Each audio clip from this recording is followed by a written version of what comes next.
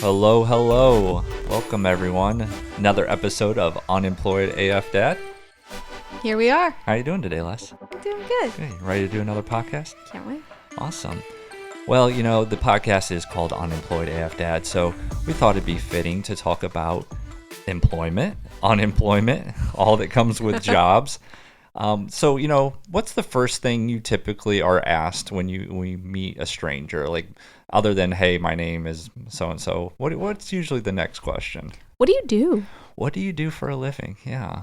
It's almost as if, like, that's just kind of the default. Like, okay, you're Leslie, and you are a occupational therapy assistant. And that's how, like, you're defined. It's kind of a way for anybody you meet, like me too, I'm speaking to myself, of like being able to put them into a category, being able to say like, okay, this is John and he does this, so then my preconceived notions of John are in this category, and then that's safe for me. Right. That's easy for me to do. Right. No, and we're all guilty of that. Oh, like, yeah. I think at some point it's just kind of like small talk, like, what can I On talk some to this level, yeah. about? Like, oh, we have the same profession or we're in the same field. Like, that gives us that common, Commonality, now we yeah. have something to talk about. But I personally, I don't like the fact that we kind of define people by what they do. And we also define success by what they do. Like, oh, you're a doctor. Oh, you're a lawyer. You make good money. Well, you're a very successful person. Whereas, what about, teachers and people who don't, make that kind of money, but are Changing the changing, world. changing our Not children's. that doctors and lawyers aren't changing the world, because I'm sure there's an aspect of that, Right. of course. But we do measure success on what profession you're in and how much money you make. And, again, it's like I can see this person as a doctor, so they just must be, successful, and they've made it in life, and that's what you strive to be. But it doesn't have anything to do with who they really are, right? It's just what they do for a living. And some people do get very involved in their job, and it is their life. I mean, I think a doctor, for example, as we've been talking about, you do dedicate so much of your time in your life to that profession. Maybe you do feel like that's what defines you and who you are, but I think that, life is so much more than just your job. And what happens when you lose that job, as I have found? What Twice. does that change who you are? What if you identified with your occupation and you suddenly lose that job and now question, well, who am I? Yeah.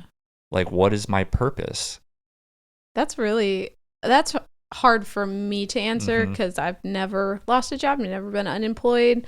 I'm the employed part of this podcast. Thank God, because we need somebody to pay the bills, right? This is true. But I think we do put a lot of stake in that title that we have, and it gets slippery, because you don't want to identify just as, I'm a whatever. Also too, like, well, if you don't like your job, you're probably not going to identify yourself with it. But I feel like a lot of people in, especially corporate America, get to that point to where they're just like, maybe they're making a whole lot of money, but they hate their life. Yeah, there are a lot of people, I think, that are literally just doing the job for the paycheck. They're grinding like for they the check. Yeah. they really don't care about the actual work itself. They want the paycheck. So maybe those people don't define themselves by what they do. But going back to the unemployment part, when I lost my job the first time, like it was kind of a blow to my self-image, I would say. Because if, again, going back to when you initially meet somebody, they're like, oh, hey, Adam, what do you do? And you say, I'm actually unemployed right now.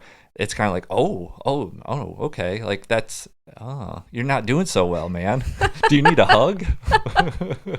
But, Or maybe lunch. Yeah, there's that stigma, like, they don't have a job. There's It's like sympathy. Yeah, behind it. not necessarily like there's something wrong with you, but like you're not doing quite as well as that person over there that does have a job. Again, because as society, we think that the only way that you can make an income is through a job, which we're finding more and more.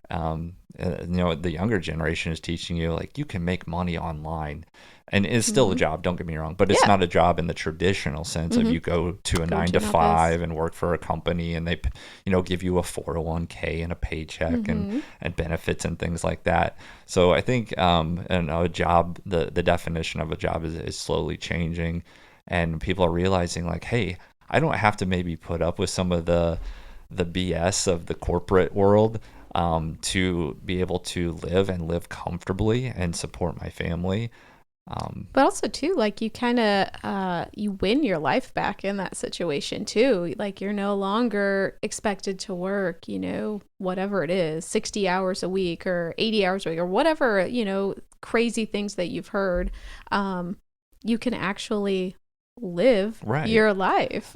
Well, and I kind of, so going back to my experience losing my job the first time, I had been with that company a long time, almost 8 years, and when I first started working there, we didn't have children, and I felt like, I'm kind of starting from maybe the bottom, and I have to prove myself. I have to work my way up Mm-hmm. to get the recognition that I'm a hard worker and that I deserve promotions and Right. raises and things like that.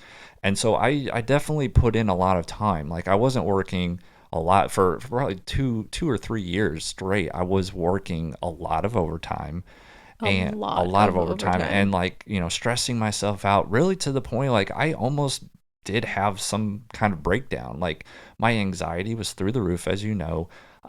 There were days where I could not get out of bed. Mm-hmm. I was just so anxious and like my mind was not right. And my stress from I think a lot of it was the job, but I carried that over and it started impacting my health. Mm-hmm. And I think it was kind of around that point where I was like, this is not worth it. Like, don't get me wrong, the overtime money was good, and people were noticing, and I was getting recognition at work. But is that the way it should work? Like, do we have to work ourselves to death just to get noticed and be successful? I think that is the scary part about corporate America, or at least the way I think of it, is that mentality, like hustle, grind. You do what you got to do.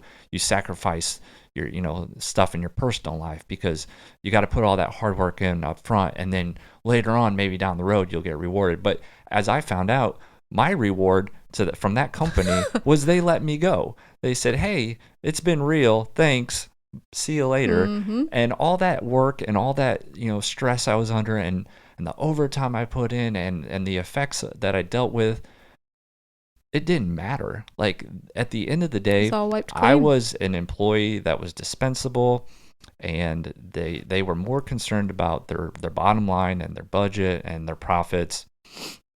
And I think a lot of people can probably relate to that.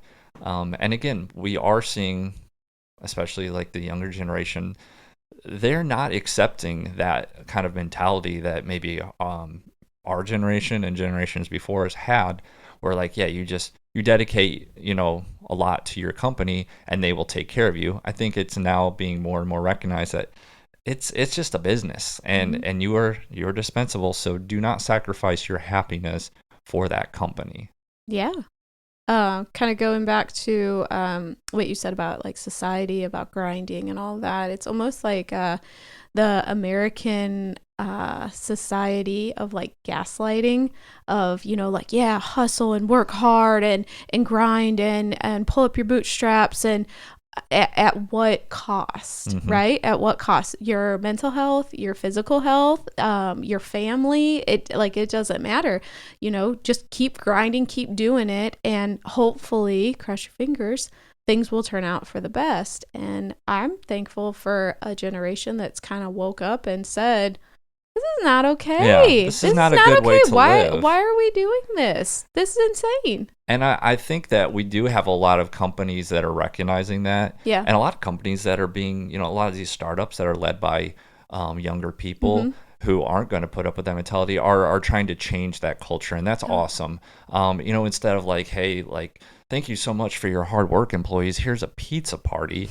They are companies are recognizing like nobody cares, Yeah. about that. They either want to be compensated with money Right. are time off. Mm-hmm. I think that's a big thing. You have a lot of companies now that are increasing their PTO, and allowing for like mental health days, Mm-hmm. just to like unwind. No meeting Fridays, things like that, which is definitely a That's step in the awesome. right direction. Yeah. Yeah. Yeah. I think I was trying to find some statistics before we popped on here of like PTO that was left over by Mm-hmm. the end of the year. And I think uh the average amount that's left over is like 24 days of PTO A lot of that yeah, the average a lot of American people leaves, are afraid to take PTO still. I think, which because is they think, well, I'm gonna come back to a lot of work, or there's yeah. nobody to do my work, or I don't want to look like I don't care about this Yeah. job. I think that's. I've talked to a friend about this, who worked at a company who had unlimited PTO, and he's like, it's not as good as you would think, because you actually end up using less, Mhm. because like employee A is only taking 2 weeks, and if I take 5 weeks, and I'm going to look somebody's up for like promotion, who are they going to promote? The person who takes more right. vacation, which I guess it just depends on the company you're at. But yeah, I'm sure that there's a lot of people that don't want to take advantage of their PTO, because they might look like they don't work as hard, or there's Mhm. still that stigma that if you take time off that you're somehow not as Yeah. committed to a job, which is crazy. But I'm grateful that I have a job where one, I don't ever feel bad about taking sick time, and I don't have bosses or anybody that makes me feel bad. It's just like, hey, you take care of yourself. We want you well. But also too, I have amazing coworkers that they got my back. hmm They've got my back, So if I can't get those students treated, they're like, okay, let's see your caseload. Maybe I can work in one here or there or whatever.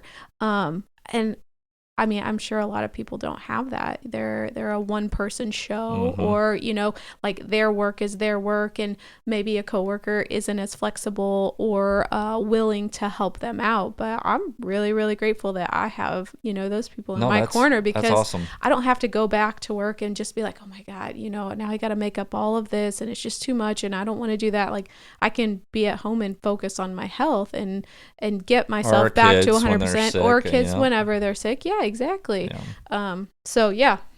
I think another awesome thing is, well, it's a result of COVID, which wasn't awesome, but is remote work.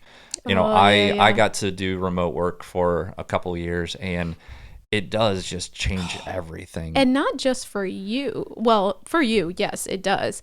But like as far as our family dynamics, that changed immensely. Like the fact that like I could come home from work, and like the laundry would be done and the house is kind of tidy, because you're able to hmm do those things, intermittently Kind of throughout the tidy. day. Wow, that's like a backhanded Well, I mean, compliment. like you're not going in and like, scrubbing Deep the scrubbing bathroom. while I'm on a meeting. Right, Yeah. exactly. But it's nice that I don't have to spend my entire weekend dedicated to laundry and cleaning and stuff like that.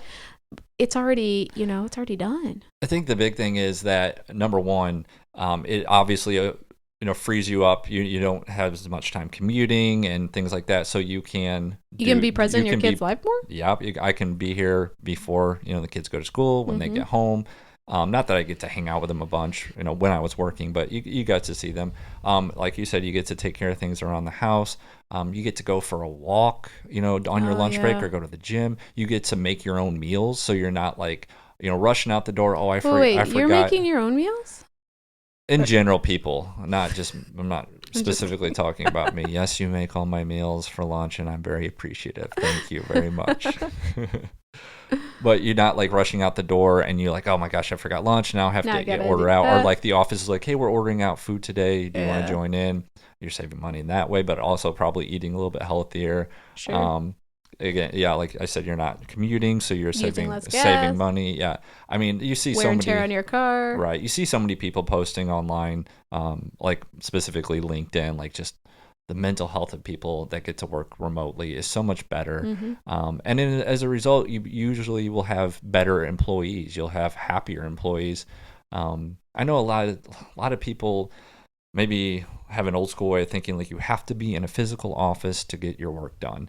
Oh, and there are occupations where you do have to Yeah. be present. We I have to. understand that. Yeah, we're not talking about all jobs in Right. all industries, but like, I'm talking more like a typical office job. I think the stigma that you have to be in an office to be productive has kind of been broken, um, because you don't. Like, companies are still Yeah. offering remote work. Companies are still successful with employees being remote.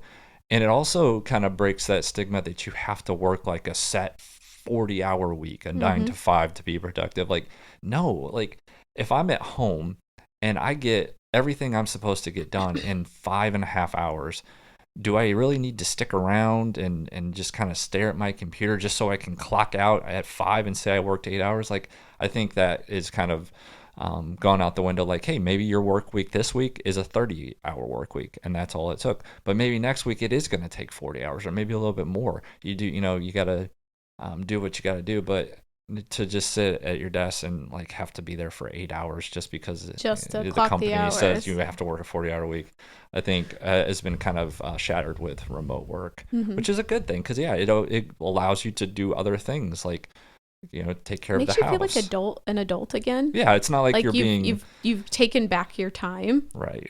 which is quite wonderful. Like, yeah, not like when you're in school and you had to like ask permission to go do things. Like, can I Right. go to the restroom? And Yeah. but also as someone who worked in the office, like just because you're in an office doesn't mean you're productive. There's so many times where you're like people are gathered at your desk talking, or you're in the break room talking, or what somebody has you notice they haven't been at their desk for 45 minutes. So again, just because you're in an office doesn't mean that Yeah. you're necessarily working Yeah. Or productively or working. productively working. Yeah. So, prior episode, we did this self help card deck, best self card deck for relationships. And I found that to be a very enjoyable experience. So, we decided, well, we're talking about work and employment. This card deck has questions specific to work. So, why not just pick a few and kind of open the dialogue around work? So, if you want to pick the first one, and we'll dive right Ooh. in. First one says, would you be prepared to quit your job for the benefit of our relationship? What job? Done. That's easy. Well, no, I would not be prepared to quit my job because we would not have an income. What if I was working? Um, I can't imagine in what way. I don't know. I would think I would have to have a very different job Mm-hmm. that this question would come up. I think that is probably like if I'm a workaholic and Yeah. I'm not present and you're having to take on the full load of, being mom, being, taking care of the house, cooking and all that. And it's gotten to the point where, the relationship has suffered. I think it's got to be an extreme situation because most people are going to understand, like, hey, you still need that income. Maybe we can have a conversation about cutting back. Like, Yeah, are you able that to would not work be as much? Like, maybe don't take a phone call during dinner. yeah, Or set like, boundaries. yeah, like maybe don't, Between leave. the hours of 6 and 9, you are present in Right. the evening here with Make us. sure you leave the office at X time, and Yeah. or if you know you have a lot of work, maybe try to go in earlier or whatever, so that you Right. can get home and still spend some quality family time. Yeah. So yeah, I think that's an extreme case. Yeah. I don't think I'd ever ask you to quit your job unless it was just like seriously driving a wedge between us and just ruining our family. Or if it was like you could tell it was ruining your partner too. Like True, clearly if you were this job stressed is and unhealthy for you. It is taking a toll on you physically, mentally, emotionally. And I think that maybe if you have like a toxic boss or something like that. That's a good point. Yeah, then- toxic work culture. Even if Yeah. you like the job and you make good money, if it's so If you negative hate everything and yeah, about it and, other than the money. yeah, and it's just causing you a lot of like just unhappiness. Right. And then you come home and you bring that, kind of stifled energy into your house, your family, or to your relationship.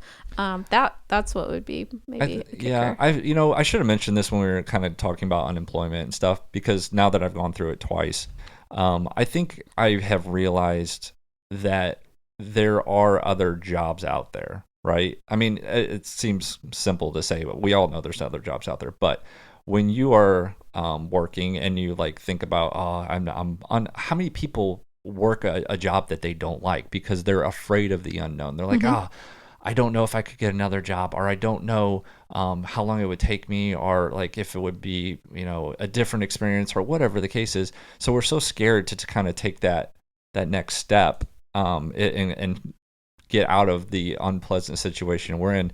And if anything, unemployment has taught me, like, you don't like a job, go find another one. There are so many other jobs out there. Like, yeah, you might not get another job right away. I Mm-hmm. haven't got another job right away in this time. But there are opportunities out there, and you should not just stay in a situation that you don't like just because you are afraid that you can't get another job. It's like staying in a relationship that you're unsatisfied with, and Yeah, like you're you're not connecting with the partner, you're not clicking, but you're staying because you're afraid that you're not going to find somebody else who wants you. exactly. You're selling yourself short. Mm-hmm. You don't believe that you are capable of it, Yeah. and you definitely are. Yeah. There, and usually people who go and leave a company and find another job are going to probably make more money, and be happier. I mean, that's probably not for everybody, but again, I'm talking about my experience, so you can tell me I'm dumb if it doesn't apply to you, but I'm talking about, like an office setting that in my experience, I found, like, generally, if you're not happy, you will be able to go find another job. Yeah. You're building your career, and you're getting more and more skills, and you'll be more desirable to the next company. Yeah. Again, like, if they don't value you, I think it's time to move on. Don't stay somewhere where you're not wanted, True. because you don't owe that company anything. Let's pick another card. Career-wise, where do you see yourself in 5, 10, 15, 30 years? 30 years. I don't like this question. I've been asked this question in an interview before. Have you really? Yeah, where do you see yourself in 5 years? Is, I think, the time limit they asked me. And I'm pretty sure I told them that I didn't know. Mm-hmm. And I said, "Do you know where you're going to be in 5 years?" I think the expectation when they ask that question is they want to know that you want to be a part of that company. Like, otherwise, why are we going to invest in you and hire you? And Right, but haven't you already shown an initiation of wanting to be a part of that company just by putting in an application and a resume and doing the interview? Like, I yeah, think but that like onboarding a new employee and training them and getting them all set I up is I is totally expensive. understand So that. like, they want to know It that their is. investment is going to pay off. But How do you know that how, like this job is going to fit you in 5 years? like we've talked about, people change, right? Like, you're not the same person, hopefully, today that you Yeah. were 5 years ago. Hopefully, you've matured and learned things and grown. Right? And I mean, you're asking someone to predict the future when you Yeah. ask that question.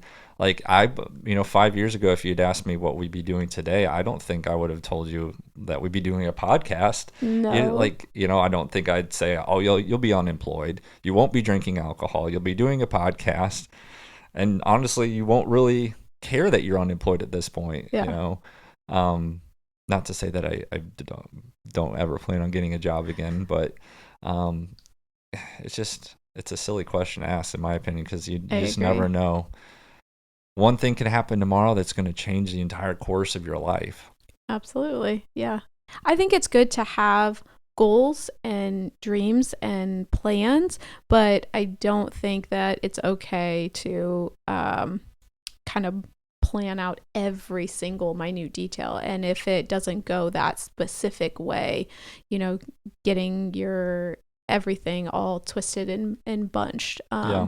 I think that there has to be fluidity in life because, like you said, we're not guaranteed anything. You're not guaranteed your next breath. So there's got to be a happy balance to that, to say, like, I have no clue where I see myself in 5 years. I can tell you where maybe I would want my like trajectory to go, but to say that I have a 5-year plan, don't. Yeah. I think, again, like, if you are in a profession like where you had to go get a bunch of schooling, like a doctor or a lawyer, it's easier to say, like, in 5 years, I want to be a partner, or I want to be an attending, or whatever. Yeah. But like, for someone like me who got their degree in mass communications, I don't think I would have You ever. should have majored in art history. Either way, neither one of us ever used our degrees in any way. So No, not at if all. you had asked me when I graduated college, where do you see yourself in 5 years? I'd have been like, hopefully using my degree. Got no And then all idea. you had to ask me was 5 months later, and I'd be like, yeah, I'm not using that degree. I know. No, but ironically, it's actually come in handy for this podcast. It has, yeah. So Yeah, you're I'm using some kind of of. my, although they're so outdated. I mean, I Yeah. graduated like 13 years ago, 14 years ago. Like Yeah. the technology then for like video editing has Yeah. advanced tremendously. Yeah, that's true. That's true. Or like we used to have to shoot on these cameras with these tape decks. Like we had to put a tape in the camera. We had to go like do white balancing. Like we had to put a white little paper sheet in front of the camera. We had to set up all this audio. Like it was a production. Now you literally have it on your phone. I mean, people still use, big productions, cameras and things like that, but Yeah. you can just record things on your phone. We're using a phone right now to record Right. this. So college would be a lot easier now as a mass comm I'm wondering major. how they've changed the curriculum. Go back to your old stomping Nah, ground. I'm not interested. Find out. They're always asking you to donate money. They sure are. You want to pick one more card? Yeah.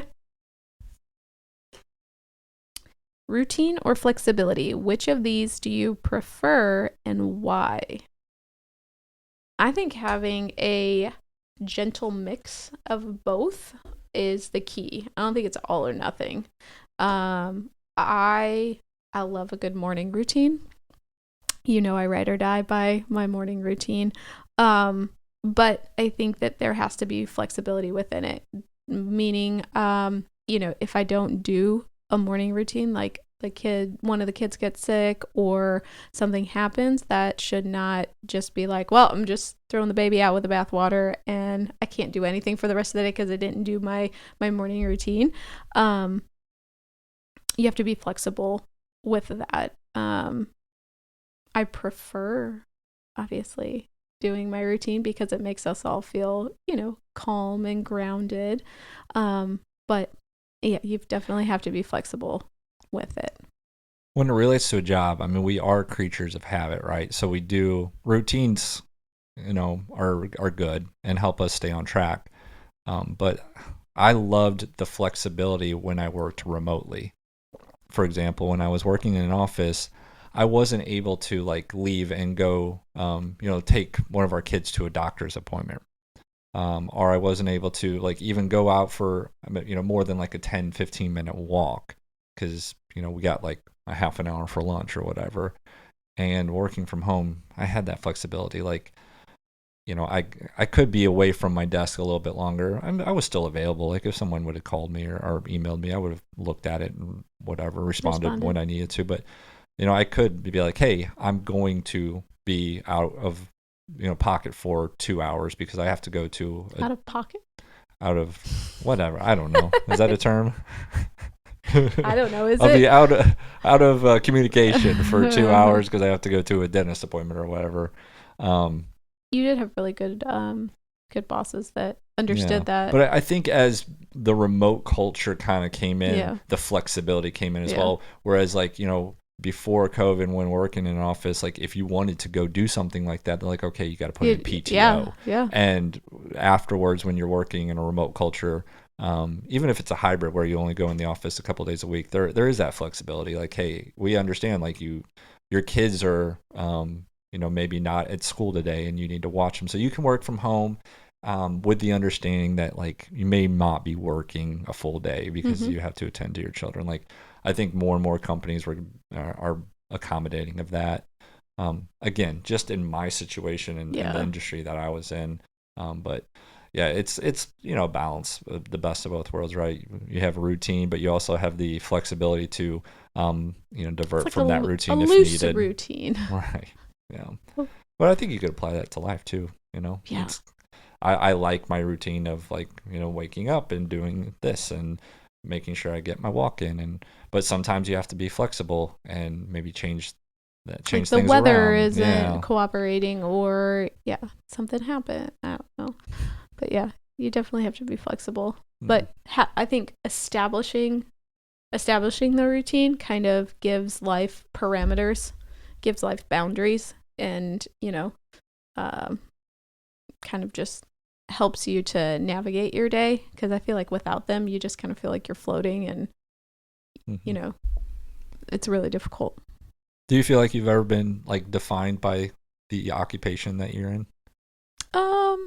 Not really. Yeah. I think it's because I didn't like stake a lot into it. Not that I don't, love what I do, but I wasn't somebody who grew up and was just like, oh my gosh, I know exactly what I want to be whenever whenever I grow up. I think a lot of people that like when they're little, I want to be a doctor. I think that's cool. I think that's really really cool that you know your passion.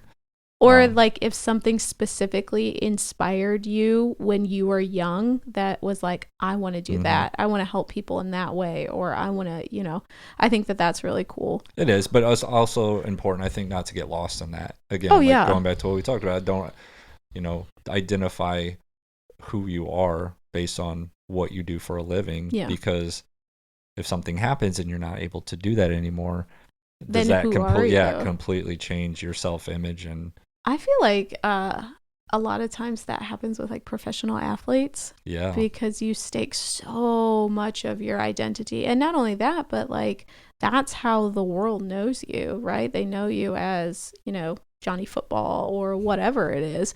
And you Johnny Football. I don't know, All-American Johnny Football. But you kind of you don't ever remember a life before football, right? Because you grew up playing little league or not little league, I don't know, whatever, little football, and then you get bigger and you play big your football. Sports knowledge really coming out on this episode. Yeah, right. But you kind of like your entire life was wrapped up in that. I know Adrian, my younger sister, she kind of felt like that after she got out of college because she had played soccer since she was like 3 or 4, and then all of a sudden she graduates college after she played soccer in the collegiate level after that, and was just kind of like, okay, now there's life without soccer and without school. Those are only things that I've known for my entire life. Like she really had to recalibrate things. Yeah, that's true. Things like a professional athlete where it's a pretty short career, especially like certain sports like the NFL. I think the average career is like 3 years, maybe somewhere around there. So you have to have an identity outside of just an athlete, because for the majority of your life, you're going to be doing something else. And there are stories about, athletes who make all these millions of dollars when they're playing, and then they retire or they're forced into retirement because of an injury, and they go bankrupt because they don't have a backup plan.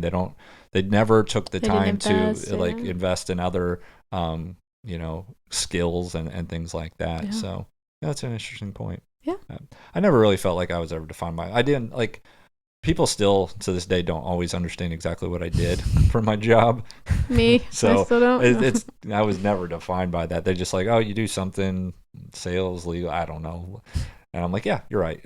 Like it's boring, and I don't want to explain it. I don't need to get into it any further. But yeah, I was the same as you. I never like grew up, well, other than being completely delusional and thinking I was going to be a professional baseball player.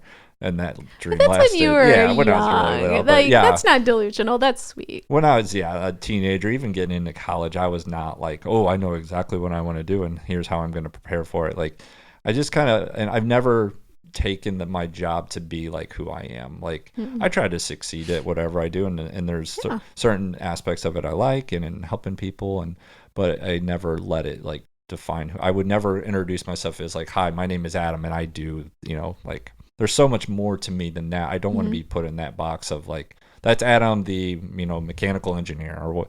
I want Adam. There's the loving husband and good friend and kind human. Yeah, like the things that really matter and are important in life. Because let's be real, whenever somebody comes to your funeral, you're not going to be like, man, they were one heck of a mechanical engineer.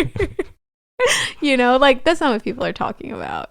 Typically, no. Yeah, you want them to be talking about the good things about you. Yeah, I think that's a good place to stop. It was a good takeaway there. So, don't forget we have a Instagram and a YouTube channel. You can watch the video podcast. Working on a website, which by the time we release this may be up and running.